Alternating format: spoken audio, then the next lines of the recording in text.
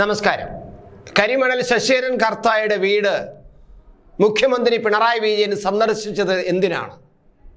എന്താണ് നിങ്ങൾ അവിടെ സംഭാഷണത്തിൽ കാര്യങ്ങൾ ചർച്ച ചെയ്തത്?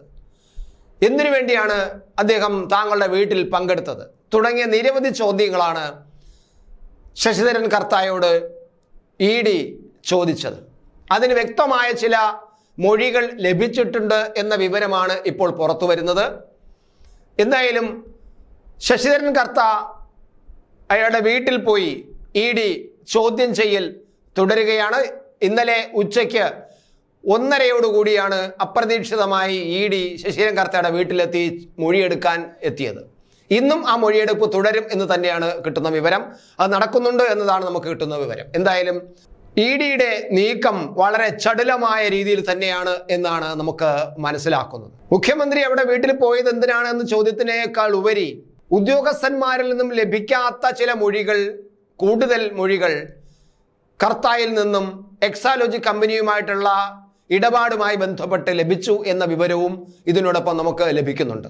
രാത്രിയും പകലുമായിട്ട് ഉദ്യോഗസ്ഥന്മാരെ, KMRLന്റെ ഉദ്യോഗസ്ഥന്മാരെ ചോദ്യം ചെയ്തിട്ട് അല്ലെങ്കിൽ അവരുടെ മൊഴികൾ എടുത്തിട്ട് അവരിൽ നിന്നും കിട്ടാത്ത ചില പ്രധാനപ്പെട്ട സംഭവങ്ങൾ ശശിധരൻ കർത്തായിൽ നിന്ന് ലഭിച്ചു എന്നത് നമ്മൾ ഏറ്റവും ശ്രദ്ധേയമായ ഒരു കാര്യം തന്നെയാണ്. അത് എന്തൊക്കെയാണെന്ന് എന്നുള്ളത് ED പുറത്തു വിടുന്നില്ല എങ്കിൽ പോലും EDയുടെ ഒരു രഹസ്യമായി സൂക്ഷിക്കേണ്ടത് തന്നെയാണ്. നമുക്ക് മാധ്യമങ്ങൾക്ക് അത് ലഭിക്കാൻ വളരെ സാധ്യത കുറവാണ്. എങ്കിൽ പോലും കൂടുതൽ കിട്ടിയിട്ടുണ്ട്. ഉദ്യോഗസ്ഥന്മാരിൽ നിന്ന് കിട്ടാവുന്നതിനേക്കാൾ കാരണം കൂടുതൽ കിട്ടേണ്ടത് MDയുടെ തന്നെയാണ്, ഈ ശശിധരൻ കർത്തയിൽ നിന്ന് തന്നെയാണ്. കാരണം അദ്ദേഹമാണ് ഈ ഇടപാടുകളെല്ലാം നടത്തിയത്. ഇവർ തമ്മിലാണ് പരസ്പരം കാര്യങ്ങൾ ചർച്ച ചെയ്തിട്ടുള്ളത്. അപ്പോൾ ഈ കരാറിൽ എന്തുമാത്രം തുക നിങ്ങൾ കൊടുത്തുവെന്നും അതിനെന്ത് സേവനമാണ് നിങ്ങൾക്ക് ലഭിച്ചതെന്നും എത്രമാത്രം സേവനം ലഭിച്ചിട്ടുണ്ടെന്നുള്ള ചോദ്യങ്ങൾക്കാണ് കൃത്യമായ മറുപടികൾ ശശിധരൻ കർത്ത EDക്ക് മുന്നിൽ കൊടുത്തത് എന്നതാണ് കാണുന്നത്. ഈ മൊഴികളെല്ലാം കൂടി കൂട്ടിയെടുത്ത് നോക്കുമ്പോൾ EDയുടെ ലക്ഷ്യം അല്ലെങ്കിൽ ED അടുത്ത് എത്താൻ പോകുന്നത് മുഖ്യമന്ത്രി പിണറായി വിജയന്റെ മകൾ വീണ വിജയന്റെ അടുത്തേക്ക് തന്നെയാണ്. വീണ വിജയനെ തെരഞ്ഞെടുപ്പിന് മുമ്പ് ചോദ്യം ചെയ്യാൻ നോട്ടീസ് അയക്കും എന്ന വിവരങ്ങളാണ് ഇപ്പോൾ പുറത്തു വരുന്നത്. എത്രമാത്രം ശരിയാണ് എന്ന് നമുക്ക് പറയാൻ കഴിയില്ല. എന്തായാലും വീണയ്ക്ക് അടുത്തേക്ക് അന്വേഷണം എത്തിക്കൊണ്ടിരിക്കുന്നു.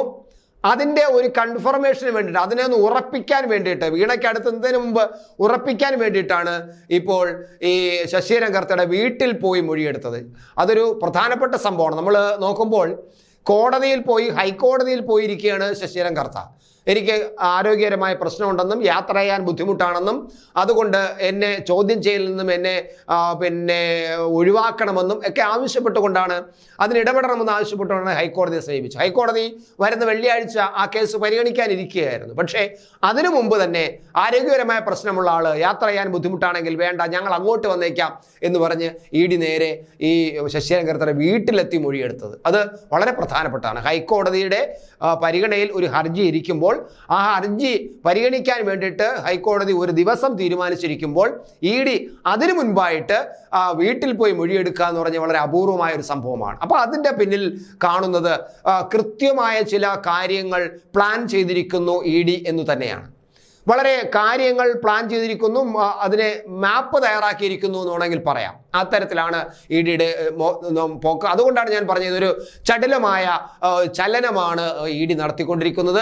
ഈ തിരഞ്ഞെടുപ്പ് കാലഘട്ടത്തിൽ ഇതൊരു വല്ലാത്ത വിഷയമായിട്ട് LDFന്, പ്രത്യേകിച്ച് പിണറായി വിജയനും CPMനും വലിയൊരു തലവേദനയായിട്ട് മാറാനാണ് സാധ്യത. ചോദ്യം ചെയ്യാൻ ക്ഷണിച്ചാൽ പോലും, നോട്ടീസ് അയച്ചാൽ പോലും അത് ഈ തിരഞ്ഞെടുപ്പ് കാലത്ത് വല്ലാത്ത വാർത്തയായിട്ട് മാറും. ആ വാർത്ത സംസ്ഥാനത്തിൽ മാത്രം നിൽക്കില്ല, അതൊരു ദേശീയ വാർത്തയായിട്ട് മാറും. പ്രത്യേകിച്ച് BJP അതിനെ ദേശീയ വാർത്തയാക്കി വളർത്തിയെടുക്കാനും അത് പ്രചരിപ്പിക്കാൻ അവർ വളരെ തയ്യാറാവും. കോൺഗ്രസും അത് തന്നെയാണ്. കേരളത്തിലെ ഭരണകക്ഷി അല്ലെങ്കിൽ കേരളത്തിലെ മുഖ്യമന്ത്രിയുടെ മകളെ ED ചോദ്യം ചെയ്യാൻ വിളിച്ചിരിക്കുന്നു എന്നത് കോൺഗ്രസിനെ സംബന്ധിച്ചിടത്തോളം ഒരു ആഹ്ലാദകരമായ ഒരു സംഭവമാണ്. അവരും അത് ദേശീയ തലത്തിൽ വലിയ വാർത്തയാക്കും. കേരളത്തിൽ അതിന് അവർ വളരെ പ്രചാരം ചെയ്യാനും സാധ്യതയുണ്ട്. അഥവാ ചോദ്യം ചെയ്യാൻ ഇത് കോടതിയിൽ പോയി ശശിധരൻ കർത്ത കോടതിയിൽ പോകുന്നത് പോലെ വീണ വിജയൻ കോടതിയിൽ പോവുകയാണെങ്കിൽ ശശീരൻ കർത്തയുടെ വീട്ടിൽ എന്താണോ ചെയ്തത് അതുപോലെ പിന്നെ വീണ വിജയന്റെ വീട്ടിലേക്ക് നേരിട്ട് ED വന്നുകൂടായികയില്ല. കാരണം വീണ വിജയൻ എന്ന് പറഞ്ഞൊരു സാധാരണ പിന്നെ പൗരനാണ്. അവർക്ക് പ്രത്യേക പ്രിവിലേജ് ഒന്നുമില്ല, അധികാരത്തിന്റെ പ്രിവിലേജ് ഒന്നുമില്ല. അപ്പോൾ അവരുടെ വീട്ടിൽ അവർ താമസിക്കുന്നത് എവിടെയാണെന്നുള്ളത് ED നോക്കേണ്ട കാര്യമില്ല. അത് മുഖ്യമന്ത്രിയുടെ വീടാണോ മറ്റുള്ളവരുടെ വീടാണോ നോക്കേണ്ട കാര്യമില്ല. അപ്പൊ എന്തായാലും ആ വീട്ടിലേക്ക് പിന്നെ ED എത്തുകയാണെങ്കിൽ ആ EDയെ വേണമെങ്കിൽ പോലീസിന് തടയാം. ഈ മുഖ്യമന്ത്രിയുടെ വീട്ടിലേക്ക് വരുന്ന EDയെ പോലീസിന് തടയാം. പക്ഷെ പോലീസിന് തടയുകയാണെങ്കിൽ പോലും അത് വാർത്തയാണ്. അപ്പോൾ പോലീസ് വീണ വിജയനെ ചോദ്യം ചെയ്യാൻ വീട്ടിലെത്തിയാൽ, ഈ ശശീരൻ കർത്തയുടെ വീട്ടിലെത്തിയതുപോലെ വീട്ടിലെത്തിയാൽ, അത് കേരളത്തിന്റെ പോലീസ് ക്ലിഫ് ഹൗസിലെ പോലീസ് തടഞ്ഞാൽ അതൊക്കെ ഈ ഇടതുപക്ഷ മുന്നണിയെ ഈ തെരഞ്ഞെടുപ്പ് കാലഘട്ടത്തിൽ വളരെയധികം ബാധിക്കും, വളരെയധികം ഗുരുതരമായി സംഭവിക്കും. ആ കാര്യങ്ങളിലേക്കാണ് ഇനിയും നമുക്ക് 8-10 ദിവസം, ഏകദേശം 7-8 ദിവസം തെരഞ്ഞെടുപ്പിന്റെ പ്രചരണം തീരാൻ വേണ്ടിയിട്ടുണ്ട്. അപ്പൊ ഈ 8 ദിവസം എന്ന് പറഞ്ഞാൽ 7 ദിവസം എന്ന് വളരെ നിർണായകമാണ്. ഇടതു മുന്നണിയെ സംബന്ധിച്ചിടത്തോളം ഇത് വലിയ ഗുരുതരമാണ്. എന്തായാലും പിന്നെ CPM ഇക്കാര്യത്തിൽ വളരെയധികം അങ്കലാപ്പിലാണ് ഇപ്പോൾ.